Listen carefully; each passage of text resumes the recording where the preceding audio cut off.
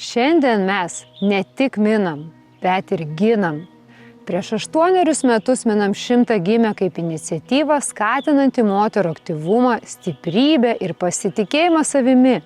Mes kartu mynėme, stiprėjome ir augome. Bet ši idėja peržengė dviračių ribas. Supratome, kad tai, ką darome, yra daugiau nei sportas. Tad ėmėme remti vaikus ir jaunimą, skatinti jų fizinį aktyvumą, populiarinti dviračių sportą, ugdyti fizinį ir psichologinį pasirengimą. Ugdydami fiziškai stiprius, atsparius žmonės, mes stipriname ir savo šalį. Nes valstybė yra stipri tiek, kiek stiprus jo žmonės. Todėl Minam 100 auga. Ir šiandien mes jau ne tik minam, bet ir ginam.